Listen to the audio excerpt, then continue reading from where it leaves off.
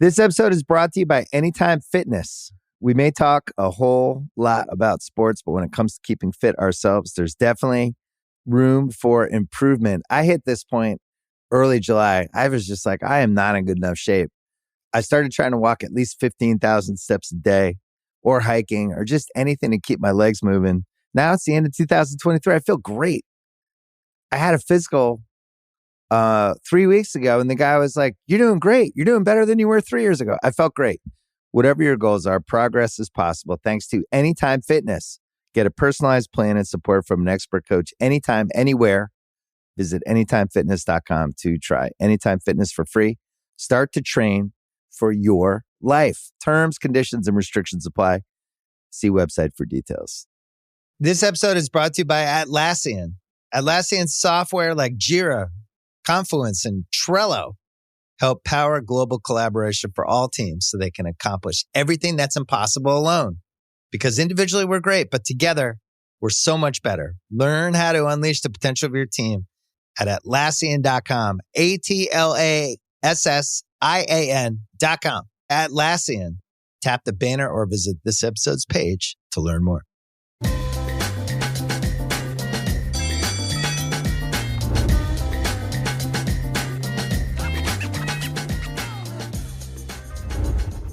All right, welcome back to Through the Ringer. We are still in Las Vegas, Nevada. We are doing our best to survive here, and I'm sitting across from Kyle Mann. You've seen him on many Ringer podcasts, and you also know him from his great basketball videos. But Kyle Mann, I want to do like a little background intro, talk about how you got here, how did it all happen, things like that. But first and foremost, are you surviving Las Vegas? How are you feeling right now? I feel like Vegas is sort of it's a treadmill that will just tilt on you at any point, and you don't know it, and suddenly you're like, I'm barely hanging on. Like, you kind of get out of bed and you got a pep in your step, you get a coffee, you're like, let's attack the day. I mean, it's 110 degrees. There's, food and drink everywhere. There's people having a great time. It just, you get tired in ways that you don't expect, I think. Yeah, and your body, I think, reacts because of that. And, there's my social meter is at 0 by about 6 p.m. every single day. I'm pretty much done with it. And then last night, as soon as I walked in my hotel room, I just fell asleep on my couch for an hour because that's Las Vegas, baby. That's what's happening. And it's also the small talk Olympics too. That's what I was going to say. Like, you just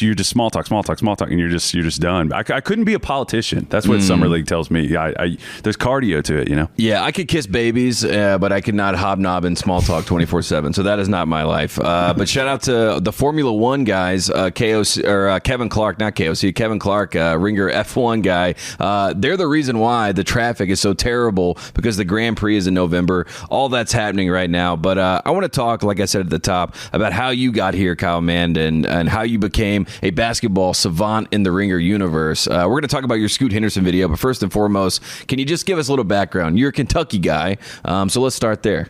I mean, Bluegrass State. Yeah, lifelong. You and I we've talked about this. We have parallel kind of upbringings with the history and the lore of a blue blood college program. We get the propaganda is being fed to us in the crib. I'm named after Kyle Macy, who was an All-American guard at Kentucky. So it's like played with Jordan in that game, in the 63-point game at Boston. So there's that. But anyway, yeah. I mean, I was actually an NBA fan before I was a Kentucky fan. I just fell in love. I think the Barcelona 92 thing. So I'm just giving you the timeline of my obsession. You're a Dream Team guy. Oh, yeah. That was my basketball big bang. But I was a VHS person, and my dad and I have joked about this a lot, that like I would obsessively document NBA games when I was a kid, and and they would just keep buying me the VHSs probably because they were amused. So years later, I came to this industry a little bit late, just for people who are wondering who the hell I am, that kind of a thing. So I was actually I wanted to do sports writing. I ran into one of my high school teachers the other day who encouraged me to do it. And I was like, no way, not a good idea.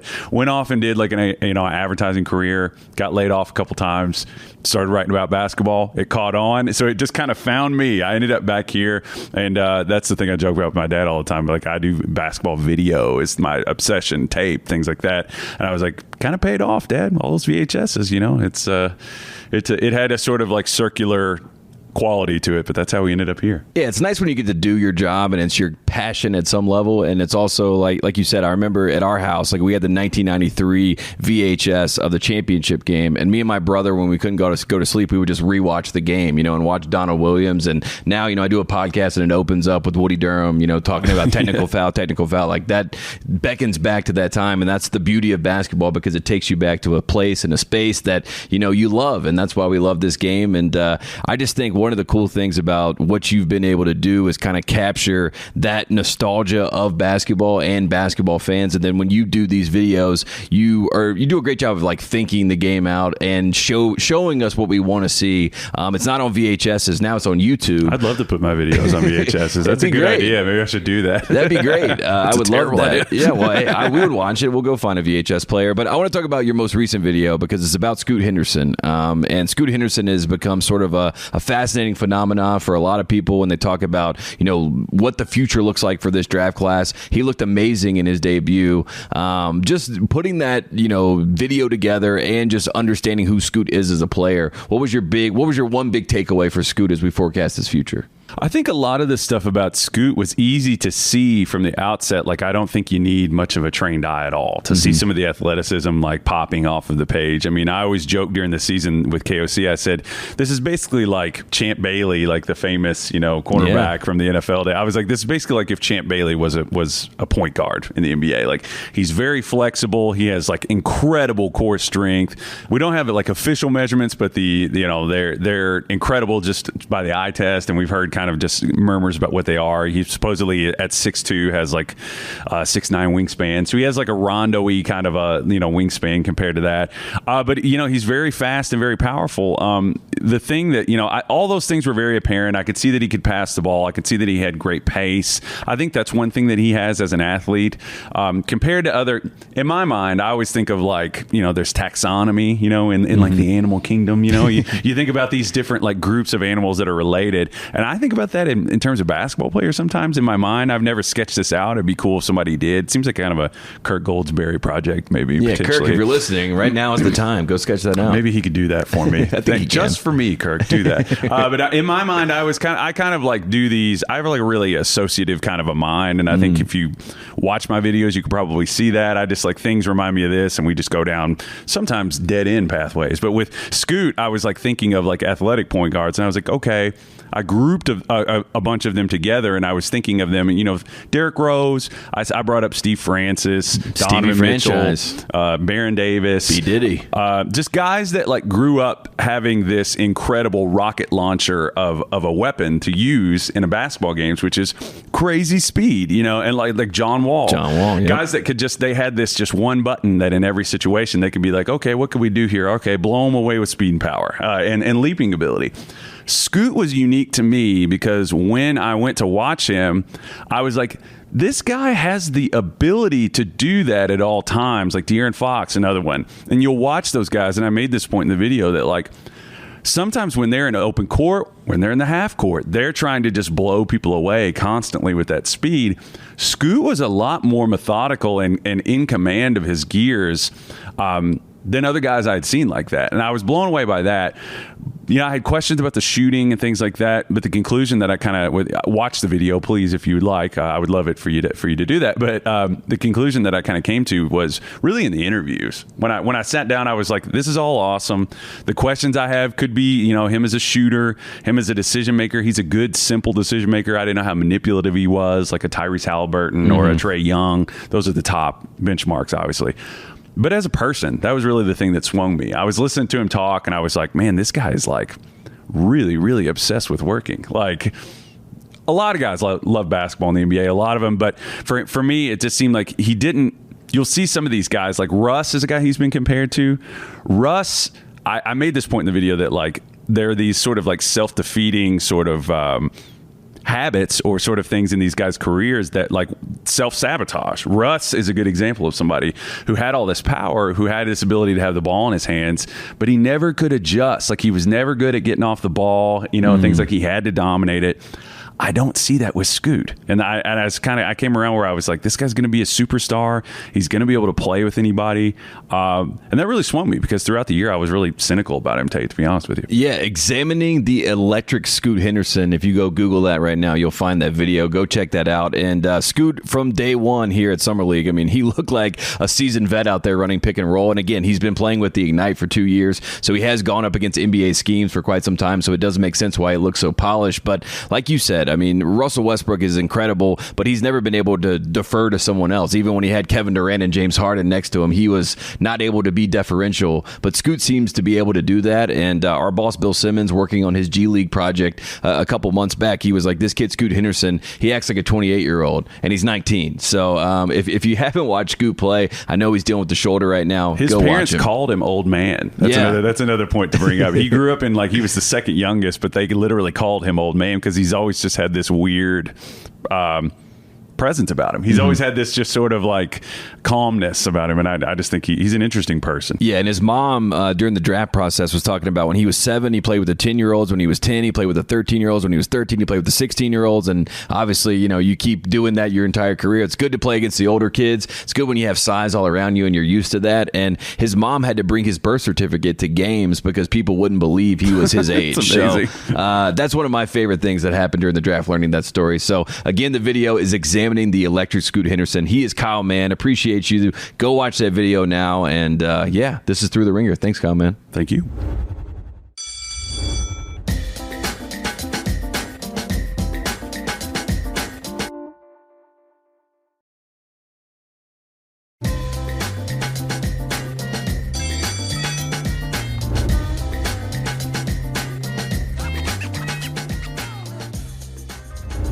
All right, welcome to Through the Ringer. We are here live, Las Vegas at Summer League, and I'm sitting here with the number 30 pick in the 2023 NBA Draft. He is Kobe Brown from Missouri. Kobe, good to see you, man. Good to see you. Yeah, yes, sir. We're sitting here right now, and you know, we got a lot of basketball behind us, a lot of people, you know, excited about what's happening in Summer League. But I wanted to start here just with your name because the name Kobe obviously has such cachet in the basketball space, and you actually were named after Kobe Bryant. Is that correct? Definitely, yeah, correct. So how did that all come about? Did your dad tell you later in life, or when you were a kid, he was like, your name's Kobe for a reason. We need you to be a basketball player. Yeah, no, he told me a little when I was old enough to, you know, wonder how and why I was named Kobe. So around the age of like 13, maybe 12, 13. But yeah, it was just, you know, my dad's been a high school coach all my life, and he had a player who was getting recruited from Kobe's dad when he was at LaSalle a long time ago. And he went down. He took him on a visit to LaSalle or whatever, and while he was down there, he went to one of Kobe's high school games.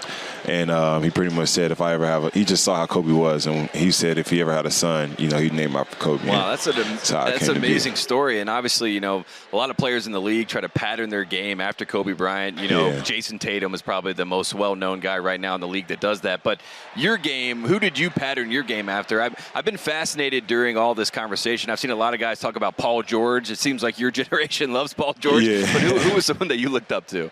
Man, so Kobe was my He was idol. your muse. He was, yeah. But you know, you get older and you start realizing like you got to be realistic. You know? So you know, I just started trying to just be versatile and being able to do a lot of different things is what I've always wanted to do. So that's what's up. And you get to go to Los Angeles. I mean, how exciting! Can you just walk us through that experience? You know, you're a guy who we watched you as a freshman. I think you averaged like 5-6 points a game, and then by your senior year, everyone's talking about this is a first-round pick. That journey, and then to be the 30th pick and then get picked by the Los Angeles Clippers. What was that feeling like? Man, it was a huge blessing. I definitely cried a couple times. I don't blame you. I would too. But yeah, no, I definitely came a long way, and I'm happy to be where I'm at. LA is a beautiful city. The weather's great. But yeah, no, I'm really enjoying it. Being able to see, you know, where Kobe spent so many of his years of his career and what he did so much, the city he did so much for. It's really a great place. And you go into a franchise, right, that has obviously two superstars, legit superstars. You can talk about Kawhi and you talk about Paul George. Right. You have Jerry West, who is, you know, he's the logo, right? He is that guy. And you got a head coach that's one of the best coaches in the league, in my opinion, and Ty Lue, who's an NBA champion. Definitely. So and an NBA champion as a player. So how great is that to be able to soak up that knowledge? Man, it's so great. I was just about to say, it's so much to learn, so much on the table to learn. I'm definitely been blessed to put in this situation.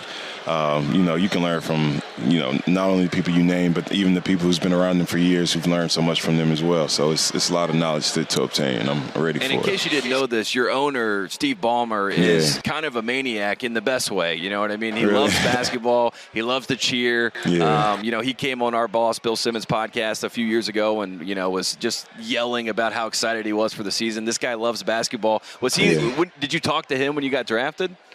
I don't believe so. No, not yet. So did you talk to Jerry West? I have spoken to Jerry West a couple times, like throughout, like in the practice facility and whatnot. But yeah, I mostly talked to our president, our GM Trenton Lawrence, and then Coach Lou as well.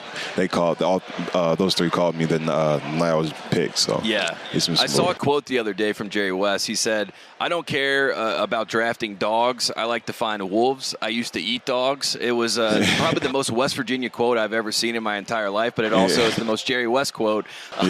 How excited are you to play and be around someone that has that kind of mentality? And would you consider yourself a wolf, or are you more of a dog? Yeah, no, most definitely. I just want to win. I'll do whatever it takes to win. I'm not a guy coming out and trying to score 50 points a game. Wherever the team needs me is where I want to be. So, but I like that quote. That quote is pretty cool. It's a hilarious quote. I had to show you that before you sat down, and I can see the bewilderment in your eyes. I was just as bewildered by it, but it was also great. I want to ask you about this summer league team. The Clippers, they don't really have names that maybe jump off the page, right? You don't have the Wimbies, the Scoots, names like that, but you guys have a great college basketball group, and I really enjoy some of the guys like Jordan Miller, who goes to a Final Four with Miami. How fun is it meshing with these guys on the court? Man, it's real fun. One thing we've noticed as a team, ever since we started, the mini training camp is, everyone plays with each other. Yeah. No one has their own personal agendas. No one's trying to get theirs. So, that's been a plus. That's something that we didn't have to struggle with, so that's been great.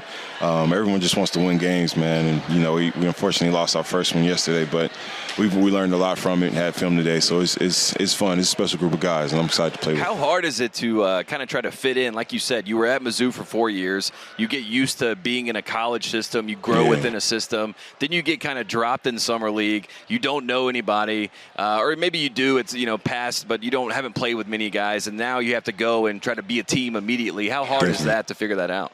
No, it's definitely it can be challenging. I feel like one thing that helps us is we kind of talk to each other outside of the facility a little bit. Yeah. Not a whole lot, but enough. We hang out with each other. In the group text and things. So we kind of built that chemistry a little more than say a team you just showed up to the gym or whatnot. So that's been a plus for us. It's not like an LA Fitness team where you guys are just showing up and running together. At least you guys are hanging out a little bit. I did want to ask you about that because I am fascinated by the summer league setup. You play these games, but you're not really scouting other teams, and then you have a lot of downtime. So how does Kobe Bryant spend his downtime at Summer League in Las Vegas?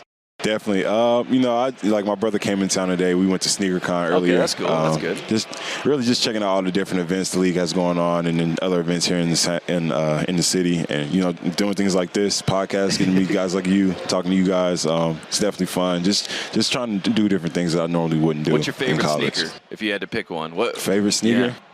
Because Mizzou's a Nike school, so I feel like you got the PGs, you got the Kyries, you got lots of options with the Nikes. I'm more of a Jordan guy. I went to North Carolina. So for you these days, what's the shoe that you want to play in? So I got my first pair of Kobe's from the Combine, nice. Kobe 6s. That's probably the best shoe for you to wear. I've really enjoyed his shoes. I also like KD 15s. Those are nice. Yeah, KD's got a great shoe collection. Also insane that I remember the KD 1s, and now we're at 15. So time flies by. Shout out to Nike. They just keep winning. They just keep getting the right guys to make it work. And it's also nice that you can wear the Kobe's. That's a nice match there. Match made in heaven, really. Yeah, so I love the Kobe's for sure. That's what's up. Otherwise, just who are you? I mean, I know that a lot of players, maybe when they get done playing, they just want to go back to the hotel, chill. Yeah. But are you trying to watch anybody? Like, did you go watch Wemby, for example? I did. His first game, I did. I showed up. I wanted to see it. Be at his first game here in the States. So, that was cool. It was a good experience. I enjoyed it. Yeah, this place was packed.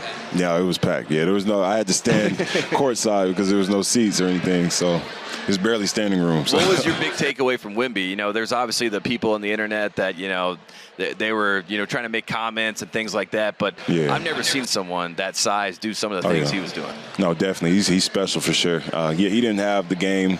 Most people wanted him to have that, you know, that first game. Yeah, but people have seemingly wanted him to be like LeBron James from day one. But, like, there's only been one LeBron James. Yeah, and he definitely, like, even though he didn't score 30, 40 points, he affected the game in other ways, protecting the rim. He had a lot of blocks, rebounds. So he definitely affected the game more than most. So he definitely made a mark. I know a lot of guys, like, when they're in a draft, they'll remember, like, I know Draymond Green was famous for this, right? He drafted 35th, and then he remembered everyone drafted in front of him. Are you one of those guys where you go 30th and you're like, you're gonna remember that you passed over me, or are you just happy to be picked? So yeah, I'm really just happy to be picked. Like that. Happy to be I think here. that's the better attitude. But I mean, no, it's definitely. I mean, I guess that works to have a chip on your shoulder, make you a little extra motivation. But no, I'm just happy to be here, man. I love that. And again, you're a 4-year college guy. 4-year college guys in today's climate, they're not necessarily the ones that get drafted in the first round. So how exciting and how rare was that to have that happen? Yeah. No, that was. Did you know it was going to happen? Did you get a phone call and you're like, we're going to be a first round guy? Not until like the 29th pick, like right when the 30th was coming up. Where were you for the draft? Were you at home? Yeah, I was at home. Nice. I was home, but yeah, no, I had like my agents and other people were telling me my range was like late first round, early second. But I just assumed I heard all different things. I knew I was getting drafted. That's what they told me, but I didn't think first round. I just listened to what they said, and then the 30th pick came, and it just happened to be me, man. So I was blessed for that. I want to ask you about the Mizzou Tigers because I cover college basketball. They are one of the most passionate fan bases. If you say anything that could be considered sideways in their opinion, they will go at your neck in a heartbeat. So how fun was it playing for the Mizzou Tigers and just kind of seeing the evolution of the program from when you were a freshman till now? No, definitely. I loved it. Loved all 4 years. I love the fans out there, man. I hope to get back soon to visit, do some stuff in the community or whatnot. But no, the fans are great, man. The fans are great. They definitely have your back through thick and thin. Especially they either like you or they hate you. They will fight you, especially if you're a Jayhawks fan. Most definitely. They get it the worst. They are not about that. They are not about that at all. Speaking of Mizzou guys, Michael Porter Jr., NBA champion. Was that cool to see? Yeah, it was cool. It was cool. I actually I knew Mike a little bit off the court. Just from him coming to Mizzou, and his family's still around. Jonte's playing. Did you go watch Jonte at all? Oh, I haven't watched him, no, but I spoke with him and whatnot, especially during the pre-draft process and whatever. There you have it. The Tigers are together. You know what I mean? You guys are locked in. We'd love to hear that. One last thing from me. Any bold predictions or anything that you want to focus on for your first year in the NBA? Anything that you're trying to prioritize? It could be anything basketball related, or it could be personal, whatever it is. Something that you're trying to focus on in your first year. Definitely, I would say first and foremost winning. I just want to win. Yeah, this guy Jerry West loves you, man. No wonder you interviewed so well. Nah, I just want to win, whatever it takes. We got so many great players on our team, so I already know my role is not to come in and do things I would have done at Mizzou or whatnot. So, I just want to win, and then off the court, I just want to make financial investments to help better my life off down the road. See, this is why it's good when you draft a guy who's a rookie that's 23 years old, because you get answers like that, right? A very veteran response right there. He is Kobe Bryant, who's the 30th pick, playing for the Los Angeles Clippers. We're excited to have him in the league, and if you need anything in LA, we're in LA, so we'll take care of you, man. Okay, for sure. Thank you. Yeah, appreciate you.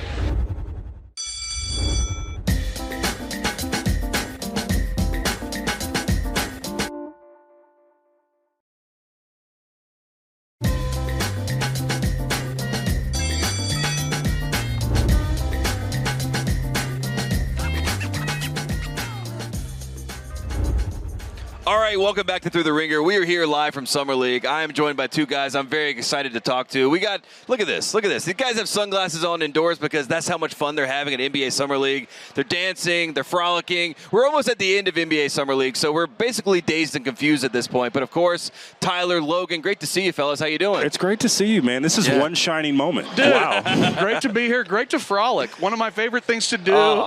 In terms of activities, frolicking is high on the board. I promise you that much. Top 5 activity right there for everybody. What's higher, frolicking or Snoop? Ooh. Wait, what was the second one? Frolicking. Well, you said frolicking or what? Snoop.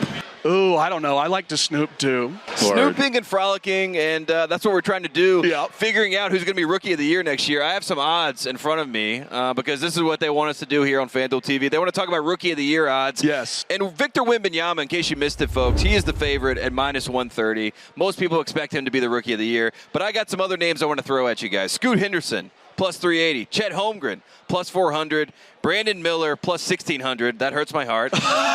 Amin Thompson, +3,700. And Jarris Walker, +7,500. Now, we all know Wemby's the favorite, so we don't really need to talk about Wemby. But is there another name that jumps out on the board for you? We'll start with you, Logan. Hey, man, scared money don't make money. I'm about to go with Amin Thompson, bro. Bay Area's own. Wow. We tapping in. Thank you, Base God. +3,700, Amin Thompson. Speaking of scared money don't make none, a line initially made iconic by Tribe for sure, but I think made doubly iconic by Sam Presti when he said it in My Quest, the Paul George experience on ESPN before Paul George signed that. So let me be a homer and say I like Chet at that number. That's a saucy number for me and Chet. I'm just going to say, you guys, never mind. Go ahead. No, what were you going to say, Logan? Please tell us. Do you have thoughts on Chet? Do you think +400 is good value? What do you feel about this? It's great value, I think. I don't know. It's great value. It seems good. Hey, guys, it's great Check the value. odds on FanDuel. I'm a big fan of Chet Holmgren. Tyler Parker, you're our Oklahoma City guy. You know what's going on with Oklahoma City. So what do you expect to see from Chet? We've seen good things in Summer League. Man, Chet has been so pleasant to watch. There's been a lot of body control, Logan. Have you noticed that? In the air. Last year in the Dare lane. I say frolicking. He's frolicked into the lane, and I think he's done some frolicking once he's got there. I think he's frolicked into there. Can you spell frolicking? Spell frolicking right now. Spell it right now. Frolic. And I'm going to go ing, though. If you put a K in there, that wouldn't surprise me either. Were you a good spelling bee? Were you good at the spelling bee? No, I was. You need the little board where you write behind, you know what I mean? Where you write it out and then you see it. I was a back of the classroom kid that was sort of like, that's today. Oh, man, no, I didn't look at my words. That's kind of me. Well, Chet, I think everyone's excited about Chet. We're all talking about Wembanyama. Again, he's at -130. First impressions of Wembanyama, Logan. What did you see? I know a lot of haters are out there. They're trying to call him Brichter. They're trying to say mean things about him. But what did you see? There are a lot of haters out there about Wemby, and I got to tell you, I am not one of them. Okay, good. Nor I. Because while he has made mistakes, and he has made mistakes. And I think we all have. Right. I think that's something we can all be sympathetic to. I know I've made mistakes. I'm a however, but. Sure. There are some things that Wembanyama does that it seems like he's going to do. Like there's a pass that he'll make, or there is like, I remember even the dunk when he got dunked on. If he just reads that play earlier, he read the play the whole time. If he reads it earlier, that's all that's going the other way. Yes, he has so many tools, man. And even the second game, man, he showed there was a Tim Duncan, like you remember that old lucky Tim Duncan shot in the 04 playoffs before the Derek Fisher shot. He shot that in his second game. The one that Shaq one lucky shot deserves another shot. Exactly. Yes. He had. I don't think it was luck though with Wembanyama. I think he does that in his sleep. So I'm locked in on Wembanyama and the Wembanyama hype. I would love to be able to come out here hard as a Wembanyama hater and say I'm not sure about it, but I think he's going to be awesome. I think it would be good for my bankroll if I could pedal in that like. I don't know, Ouija Anlin. I'm not sure if he's going to be up to snuff, But, he seems like he's going to figure it out. There was a play, talking about in the second game, there's a play in the second game where, people who worry about his ability to handle physicality around the basket, certainly, for sure, I get it. But there's some fluidity and some body control in there that – even when he does get bumped, it's not like one of these string beans who kind of flails and can't even hardly get the shot off. He can take the contact and kind of move with it and then go to the left and try to finish that way. His first basket was a perfect example of that. Yes. And one right there. Yes. I shouted it when he made it. Well, I have a prediction. Please. I love predictions. I think what's going to happen is it's going to be similar to Melo and LeBron with Scoot and Wembanyama. Think? Because I saw Scoot's first game. He's a dude. Yeah, he is a dude. He's got whatever it is. I don't know what it is, but he has it. But so that means because he's a dude and he's going to be a pro day one, it's going to seem like he's a better player the first year with Wembanyama, and then Wembanyama is going to play the long game. They're both going to be stars, right? But that's why what's going to be the narrative this year, because there's a lot of things that Wembanyama has to figure out. He hasn't eaten a meal since the draft. Right, he's hungry.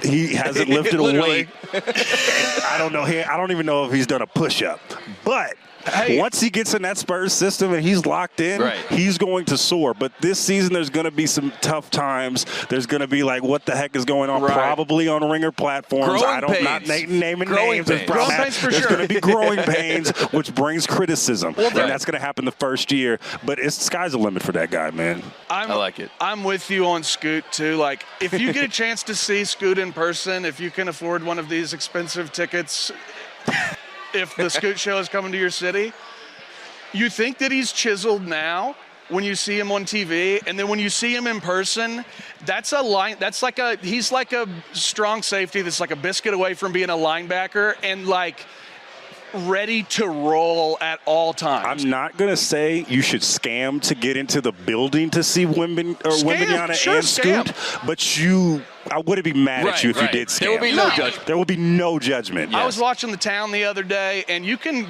buy a lot Great start to any sentence right there. You can buy a lot of, like, city employee gear, and, like, you can just go find that somewhere. Not Army surplus, but those stores exist. You can go, like, buy, like, an outfit for, like, an ambulance driver. No, you can find a way. The statute of limitations are over, so I can tell this story. So when I went to Berkeley High School. So I can't tell you how excited I am about.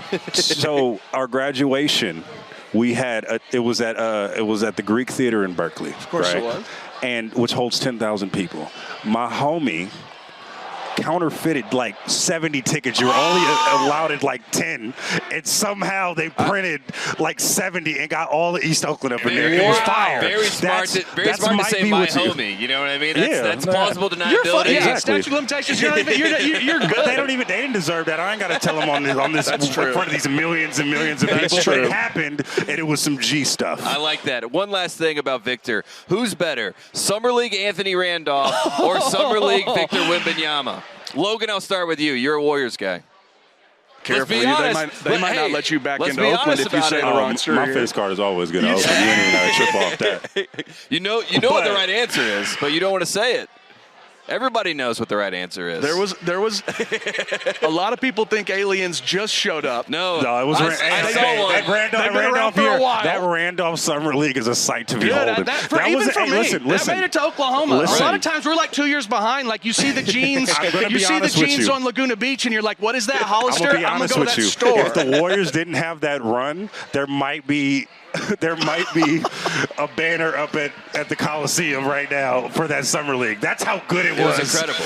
He was the next Lamar Odom. That's all I kept hearing after that. If that version of Anthony Randolph played on the Thunder's Summer League team at any point, by the time the season started, I would have had every possible iteration of Anthony Randolph jersey. You would have gotten the Summer League jersey off his back. Going back to high school, I would have found a way. Shout out to Anthony Randolph.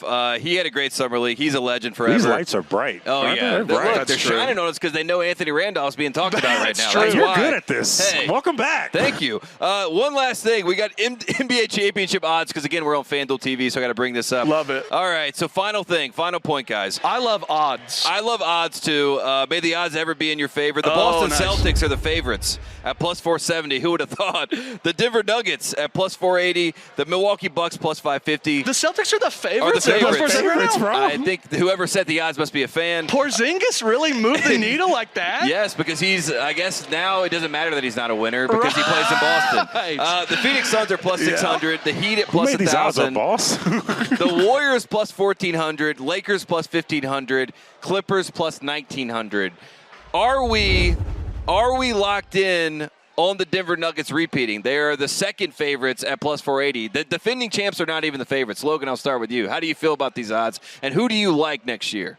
I've been saying this on the Real Ones pod, which you can listen to Mondays and Thursdays. Great podcast. Go listen to it right now. I'm not involved, but you should subscribe. I think I think the Lakers got a shot, bro. I'm picking the Lakers right now. Okay, there you go. That's what I'm going to do. I'm going to pick the Los Angeles Lakers to win the title right now. I've been kind of like soft launching that, but I'm going to do it. Plus 1,500, the Lakers. LeBron James, Anthony Davis, Rob Pelinka. Great offseason. Yes, Lord. Definitely. Nothing says soft launch like the Lakers. Yeah, that one hits. You feel me? No, I don't know if I'm ready to say the Sacramento Kings because I know that's what you want to say. I know that's what you want to say. I know. I have multiple beams in my pocket right now. Just at the end of the show, I'm going to light them all at the same time. I would love to come on here just with like absolute certainty and be like, bet the Kings, baby. Right. No, I mean, honestly, it's really surprising to me that. That the Nuggets aren't the favorites right now. Right. Even though it's only by a tiny little amount. It's why? Because Bruce Brown left. Right. It's the transaction. Who would have thought that Bruce Brown leaving could move the meter that far the other way? The Pacers aren't going to win the whole thing, but they're going to be a lot of fun. Speaking of Bruce Brown, that's going to be a fun time. You know what? Forget that. Just say the Indiana Pacers are going to win the title. The Pacers are going to win the title. I like that. It's going to be the They're so far off the board, we don't even have their odds.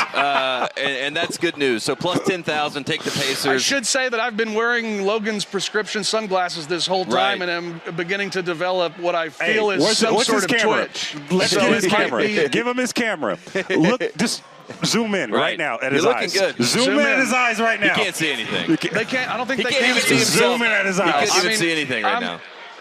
It's all sound and color. Alabama shakes right now, baby. These do look pretty good on me, though. Now that I get a little bit closer, I do feel like I could pull these off. You can. You guys are both pulling it off, and you guys are both letting us know what's going to happen in the future. We appreciate it. We got Logan. We got Tyler. Appreciate you guys coming on Through the Ringer. And if you want to go bet on the Pacers, right now is the time to do it. Go do it, folks. Appreciate you, fellas. I'll take some tickets. Rick, hit me up. He's scamming.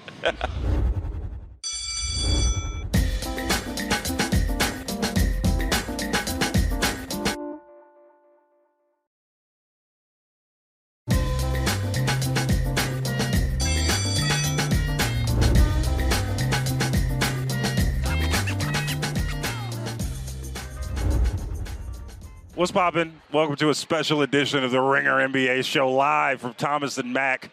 You know the voice. You know who this is. Logan Murdock. Oh. And you know who that is, that laughter.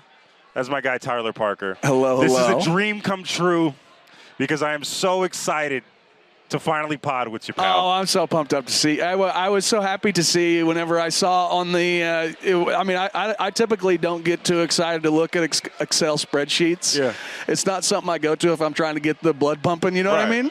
But when I saw Tyler with Logan, my heart did kind of skip a beat a little bit, I do have to say. I don't, for the record, look at spreadsheets. I was great. told very late that this was going to happen, and I was like, yes. Anywho, we are talking live at Thomas and Mack Center in the midst of a Wembanyama game. We don't know what the score is. We just see a monitor here with no score. We're just in the moment. We're just vibing right now. Yeah. But, Tyler, if I ask for a game and a half reaction to Wembanyama, what do you have for me? I think it's like just peaks and valleys, man. The first game, it was such an interesting, weird gym to be in because everybody was so excited. Everybody was so happy and so pumped up and so ready to see something like, this is the start of the rest of our lives. Yes. Like, this is the new basketball has begun. Yes. Like, now finally this from is overseas. the dawn of a new era. He has landed upon our shores and going to show us a new way. Yes. And it was weird because it didn't feel like in the gym there was any sort of like, everybody wanted him to be awesome. Yes. It was like when you hear about those like casting directors and they're like, no, you don't understand. The room, everybody wants you to be the exact right person for it. We want it to be them. We want them to do awesome. Everyone's pulling for them. That was how I felt in the gym. Like, everybody was so, anytime he touched the ball, it was shoot it. Yes. Like, it was like AAU there was some stuff. We want Wemby chance. It was crazy. Because I was sort of expecting some animosity, or like, if not animosity, like a little bit like, okay, like, let's see what you got. Okay, now you're here. Let's see.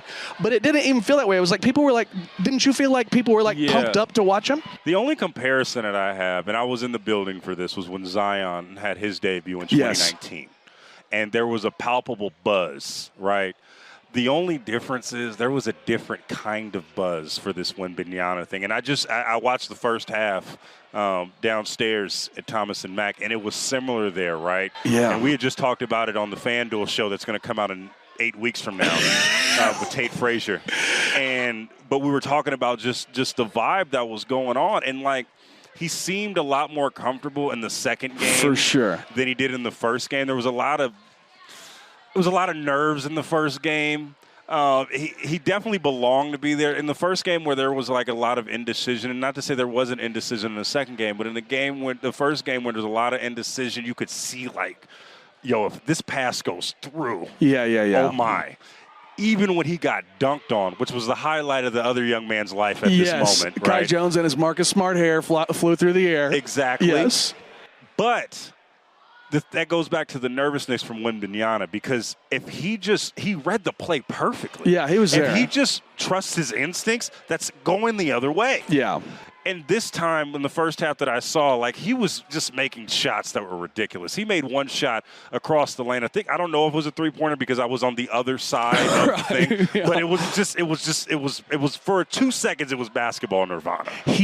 What's so fun about him is in this second game, there were a couple different, like, of those Boban moments where he doesn't jump, but he dunks on someone. And so but like Wembanyama has more juice than Boban does. And so there was an aggression to some of the dunks. Like, he is like slight for sure. He's skinny as hell and he's going to have to beef up, but he's not like, he knows how to go to the rim once he's there. Like, yeah. He's not fading really. I was fascinated to see, like, the sneaky dunks from him. Guys didn't know, like, oh, he's a little bit further away from the rim, and he took a pause, so maybe he's worried about my physicality. It's maybe a little quirky. A little weird, yeah.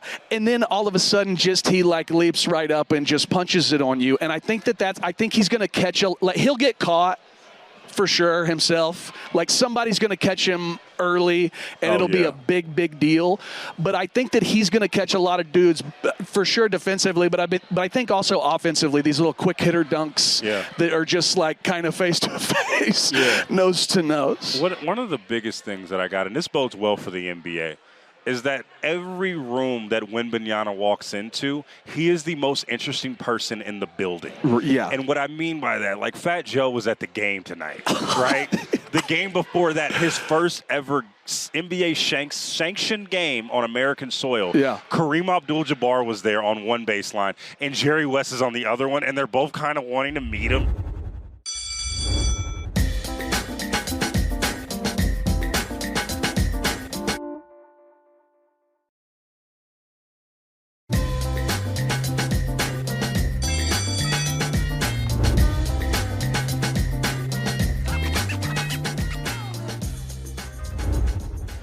All right, we're back at Summer League. We're wrapping this thing up. It's been a long, strenuous process here for everyone that's in the Ringer universe. We survived Las Vegas, and I got my producer, Kyle, to join me right now because we're going to do some shout-outs here from Summer League. Kyle, are you okay? Or have you survived? Where are you at right now mentally? Like, are you okay? Did you handle the Vegas Summer League experience? All right, I can barely talk. I'm so worn out. Shout out to my flight check-in. I'm checked in. I'm ready to do this. This is a 2-hour town, and if this is a Thursday or a Tuesday, then I've been here 2 weeks, and that's just too long. That's 2 weeks too long. I told Kyle before we got here, I'm a 40-hour Vegas guy. That's about the time that I hit E on my social meter and my Vegas meter, and I am now well beyond that point. I am, I probably aged 10 years since I've been here. I don't know if I look like I have, but I feel like I have. But it's also been a great Summer League. There's been a lot of storylines. I think going into Summer League, there was a lot of Wemby hoopla, a lot of Scoop hoopla, not a whole lot of Brandon Miller hoopla, unfortunately, for me and all my Hornets fans. But it's okay. We're holding up. We're staying positive. We're staying positive. Our boss, and who you produce this podcast, Bill Simmons, he asked me what stage of grief I'm in when it comes to Brandon Miller, the 7 stages. I am in the stage of acceptance right now. I'm okay. I'm all right. I'm excited about it. And it was a great tournament. It was a great run, and a lot of good things happened here on the basketball court and outside of the basketball court. The the one big knock that we have, we're going to do shout-outs here. We do this on One Shining Podcast where we just shout out things that are happening. But I want to shout out the traffic because I think it won the week. Shout out to Formula One because they also were a part of this as well. I think they're 90% behind the traffic, and if you talk to the locals, they're not so into it. But I bet they'll be selling the spots in their driveways when it comes time. So whatever, it's what can you do? Yeah, one of the things that Kyle is famous for on the Ryan Russillo podcast is doing life advice. And what advice, Kyle, would you have for people if they come to Vegas and go to Summer League? You've been here a few times now. You've kind of seen what it looks like. I think my first thing that I would say is go to the Wynn, right? That would be my first advice. Go to the Wynn. Go to the Wynn. Go to somewhere that's got a casino. Go to somewhere in the mix. Shout out to booking hotels late because we couldn't get anywhere that had a casino. Yeah. And it's really just an extra thing. There's a lot of construction, did a lot of U-turns on foot. Oh my God. Thought about jumping a fence, didn't do it. But yeah, I'd say just try to stay in the mix and don't try to stay out. Don't wait. Don't wait, because you'll regret it, folks. Yeah, go ahead and book it right now. If you're, a year in advance and you want to go to Summer League, now is the time. Nothing like the present. Make it happen. You can do it. One of the places that we kind of set up shop was the B Bar at the Wynn, and that's where I want to start with our shout-outs because I want to just shout out some of the, familiar faces that we saw walk by, starting with Jalen Rose. Shout out to Jalen Rose. We saw him yesterday walking through the concourse. He was having a great time. We saw Jason Kidd. That is someone that kind of both blew our minds. Coach Pop, before the extension? Yes. If you didn't know this, folks, Greg Popovich literally is just an older version of Adam Sandler. He dresses like him. He just wears basketball shorts everywhere. Ball shorts, big shirt. Yeah, and honestly, you would expect maybe the greatest coach in basketball history to have some sort of entourage. Moves in silence. Moves in silence. Real G's move in silence. And he is always by himself. That is the one thing that I learned. Greg Popovich is just that guy. He doesn't need anyone around him. He doesn't want anyone around him. He's not stopping for anybody. Speaking of people that don't have entourages, shout out to J. Cole. J. Cole, new minority owner of the Charlotte Hornets. He was here. He has no entourage as well. Super accessible, turns out. Shout out to his guy Ebe, who's with him, but he's got Boss. But these are just, these aren't entourage people. These are just fellow artists and a manager. But J. Cole moves by himself, walks by himself. Mitch Kupchak, shout out to him, GM of the Hornets. He's another one of those guys that just kind of sits off by himself. I think that's what I've learned being at Summer League and kind of dealing with all the small talk that goes on and witnessing and bearing witness to all the networking that happens. I kind of have a thing for people that don't want to do it. You know what I mean? The people that don't want to be a part of it. Those are my favorite people. So shout out to those guys. They get it done. Another thing I wanted to point out from Summer League, it's been some really good basketball, despite some of the bad basketball. I think, a lot of times people hear Summer League, they're like, I don't want to watch this, I don't want to see that.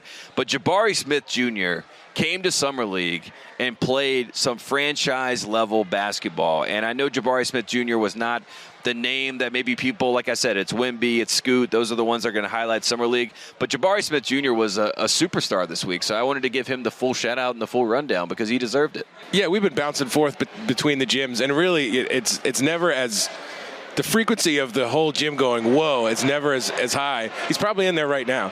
Yeah, you can hear it. If you're listening to the crowd right now, they're going crazy. It's never as high as when he's playing in the gym. Yeah, the Rockets. Shout out to the Houston Rockets because last year they were not a well-equipped NBA team, to say the least. And in Summer League. But they were a great Summer League team, weren't they? They're a great Summer League team. And maybe that was what they were trying to build. I don't know. But I think the future of the Houston Rockets, Houston, we no longer have a problem. We have some good things ahead. So I think the shout out to the Houston Rockets and all their fans that suffered through last year. I know everybody wants to give the Spurs, all the credit and all the excitement when we talk about Texas basketball. Maybe you want to talk about the Mavericks because of Mark Cuban, Kyrie Irving, Luka, obviously. But the Houston Rockets, not bad. You got some things to look forward to. So don't get lost in the shuffle. We wanted to give you a full shout out. You deserve it. We're at the point now where things are winding down. So shout out to water. Shout out to water. Need some water at the end of these days. It is over 100 degrees. Shout out to the heat because the heat is almost unbearable. It's nice inside, though. The concourse AC is pumping in here. It is, but somebody opens a door for too long, you're like, whoa, close that thing. Please close that thing because, it's over triple digits here in Las Vegas, and that can drive you you crazy. I think heat is probably the one thing that if someone tells me they do something crazy, I ask what was the temperature, because it does play a part. So shout out to the Heat, and maybe shout out to the Miami Heat, because you and I are big Jaime Jaquez fans. Shout out to him getting drafted to the Miami Heat. Wish we could have seen him, but we felt him. We felt his presence. We know that he played great in the California Classic, so he showed signs. So Jaime Jaquez, shout out to him. There's just a lot going on here at Summer League, too, where you can just, if you're a fan of basketball, I said this on my show, One Shining Podcast, if you're a fan of basketball, this is a place to be. It's very low stakes. There's, you can just walk around the concourse and see George Lynch, right? You can walk around the concourse and go, oh, my God, there's Jerry West. You can see basketball legends, icons. I just saw Larry Brown not too long ago. And like you said, the guard is down. Oh, way down. The guard is so down. They've never been more approachable. I mean, even Bill Simmons, his guard is down. I mean, he's talking to people. He's being nice to fans. You know what I mean? Like, you would think that some of these AA list basketball people, that you'll never have a chance in your life to maybe approach them or at least see them in a regular setting. Something's going on behind us, by the way. Good basketball behind us. Shout out to that. But this is the time, come here, guard is down, say hello, be nice. Don't be weird, but be nice. And, maybe you get a story out of it. And you're like, hey, I just ran into, let's try to think of a random NBA superstar that you could run into. Kevin Durant. You might run into him. Kawhi Leonard. We saw him the other day. Yeah, he's around. They're just around. They're just around, and they're having a good time. He's making up for lost time. They're making up for lost time. So shout out to Summer League. It's One been a piece great of life run. advice. Yeah, please give us life advice. If you're advice. a tall guy, abnormally tall, go to Summer League. Right. Somebody's going to walk up to you, and you just take it where you want. If your dad was disappointed in you that you did not make the NBA, but you are very tall, now is the time to capitalize on that. Go here. You might be considered an NBA guy. Again, this is the 2K24 2023 NBA Summer League. That is probably the most confusing thing that I've been a part of this week, and I've been trying to say it to get used to it, and I'm still not used to it even though we're at the end. But it was a great run. It feels like we're back. It feels like life is normal again. You know what I mean? It's nice. It's nice. And again, if you're an NBA fan, if you're a fan of basketball at any level, this is the place to be. You should come to Las Vegas. You should come to NBA Summer League. I'm Tate Frazier. He's producer Kyle Crichton. We're reporting live for Summer League. One last thing, Kyle, for the people. Anything you want to shout out? Any last thoughts, final thoughts before we get out of here? Because I got to get on a plane. Like you said, we're checked in and we're ready to go. Shout out to Southwest upgrades, because I'm getting in the A1 through 15 slot. I'm not messing around. I'm time to go home, guys. Get upgraded. Get back home safely, everybody. Appreciate everyone tuning in and enjoying NBA Summer League. We couldn't do it without you. We need the fans. We need the people involved. So thank you so much for watching and listening and supporting the show. And again, we'll see you next year in Las Vegas for Summer League. And hopefully you can get a nice hotel. Go book your Wynn reservation right now. Do it now. Thanks, everybody.